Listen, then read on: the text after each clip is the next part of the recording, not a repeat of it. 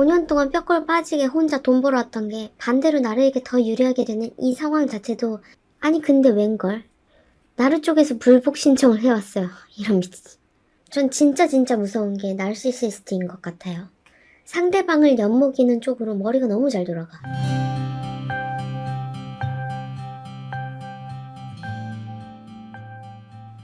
지난 시간엔 네 번째 조정 얘기를 했죠.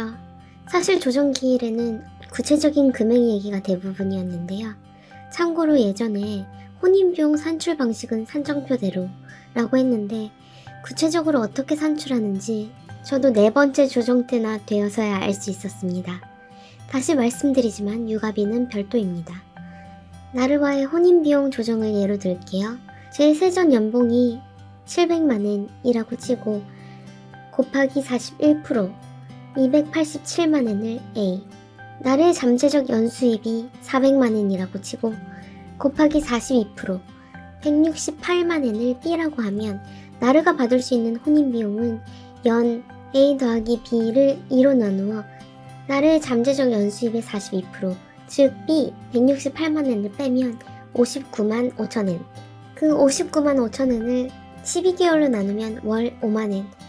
혼인비용으로 이 5만엔이 적당한 금액이라고 했습니다.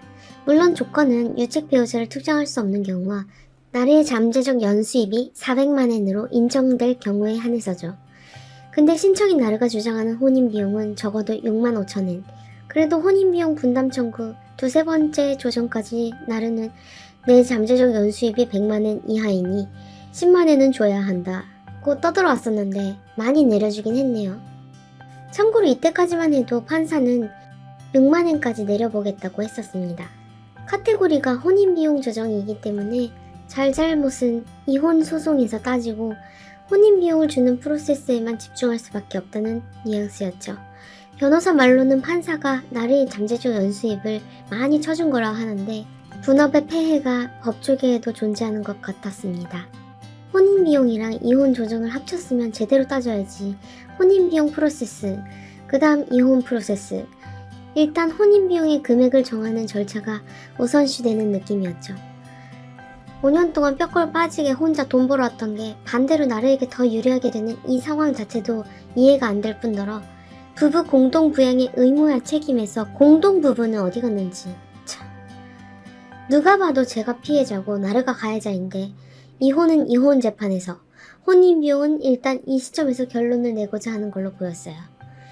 이후 다섯 번째 조정에서는 심판 전 조정의 과정을 거쳤습니다. 판사가 심판을 내리기 전에 마지막으로 판사와 대면해서 금액을 조정하는 알찬 시간이었습니다. 판사에게 제 상황을 구구절절히 어필했습니다. 피신 나갔을 때 들었던 금액, 이사비용, 쓰레기 처리 비용 등등. 제 잔액은 거짓말 안 하고 100만엔도 채 안 듣고 일괄 지급을 하게 된다면 거의 100만엔 돈이 훅 나가게 되는 상황이라 곤란하다고 어필했죠.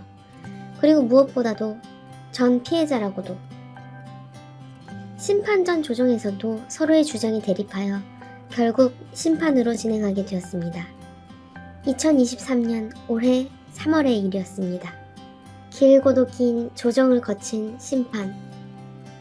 변호사를 통해 심판서를 보내왔고 6만엔을 지급, 밀린 미지급분은 분할 납부라는 판결이라고 적혀 있었습니다.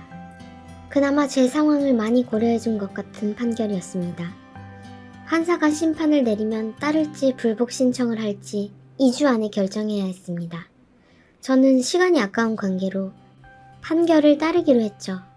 아니 근데 웬걸? 나르 쪽에서 불복 신청을 해왔어요. 이런 미치.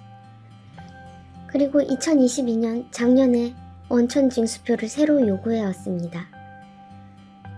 전 진짜 무서운 게 나르시시스트인 것 같아요. 상대방을 엿먹이는 쪽으로 머리가 너무 잘 돌아가.